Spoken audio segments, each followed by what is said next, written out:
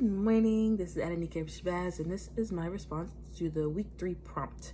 The prompt read, social conventional knowledge stems from the collective agreed upon social conventions within a child's culture. And I would have to agree. I feel like that almost defines what, I'm just gonna refer to it as SCK, is. Because in the example or in the first reading, they actually talked about this type of knowledge. It's one of the 3 types of knowledge that John Piaget, I hope I'm saying that right, believed in. I want to say the other 2 were logical, mathematical, something like that, and then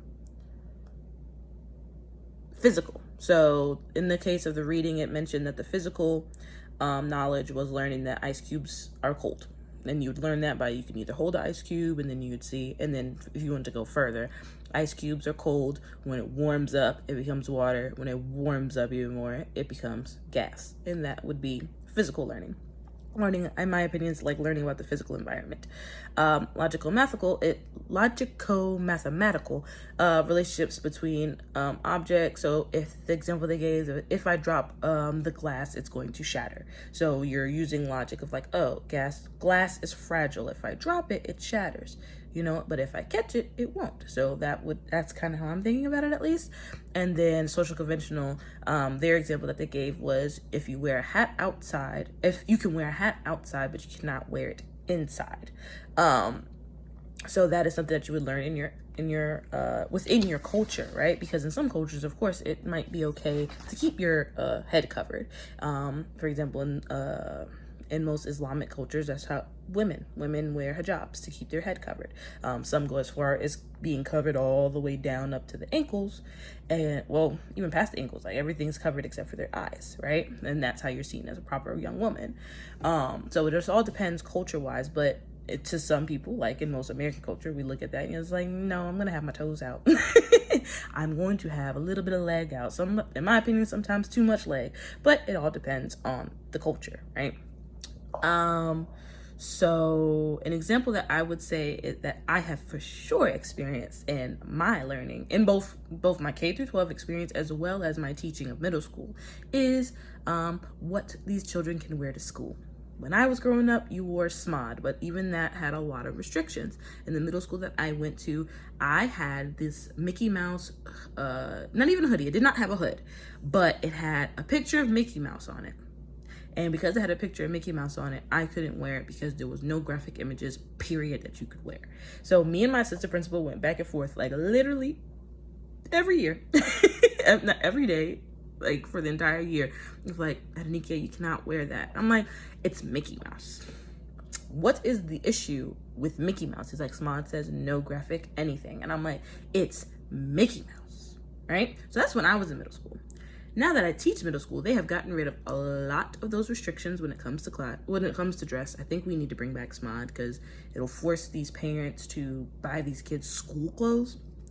Because they don't have a uniform, they just let them wear their street clothes. But a lot of times, their street clothes are not school appropriate. So one of the rules that my school had was no ripped jeans, and we fought that every day, multiple times a day. But because I was a lower income school, we didn't have things like well, when I was in middle school, it was called a SMOD closet, but we didn't have like a closet for them to go and switch out their clothes so that they would be appropriate for school. So a lot of times they're calling the parents aren't answering, or if they do answer, they're like, what, you want me to leave work to bring my child jeans? But then if we tell them, hey, if they keep wearing these jeans to school, we're gonna eventually have to lead to suspension because it's gonna be write-up after write-up after write-up, and after 5 write-ups, it does lead to a suspension. And they're just like, you gotta suspend my child because, and so then it becomes like this whole thing. But what we're trying to teach these kids is that, hey, ripped jeans are all cool in the street, but when you're in school, when you're in an environment where we need a little bit more professionalism, we cannot have ripped jeans. It's also because what is okay with one pair of ripped jeans is not okay with the other, because some of these kids are having a whole thigh out, and you're just like, well, you can't wear that. It's like, well, it doesn't have, my thighs aren't showing, but then it's like ripped from literally their pocket all the way down, so it's like you don't see their thigh, but if they kick just the right way, a lot of skin is exposed. And we're just trying to teach them, like, hey, there is a time and a place for being dressed like that. And that is what we're trying to teach. We're trying to teach them the conventional knowledge of like, hey, there's a time and a place for wearing certain things. they don't understand it and they fight us on it. Same way I fought for my Mickey Mouse, but I feel like fighting for a picture of Mickey Mouse on my sweater that sometimes I took off because I got hot. You know, fighting for that I don't think is the same as having all your legs out. Some of these kids even fought us like we didn't like them wearing Crocs because, you know, safety hazard if emergency happened, those shoes are not always the best. So they fought us on the Crocs. It was like, fine, but if you're gonna wear Crocs, you gotta have them in sports mode.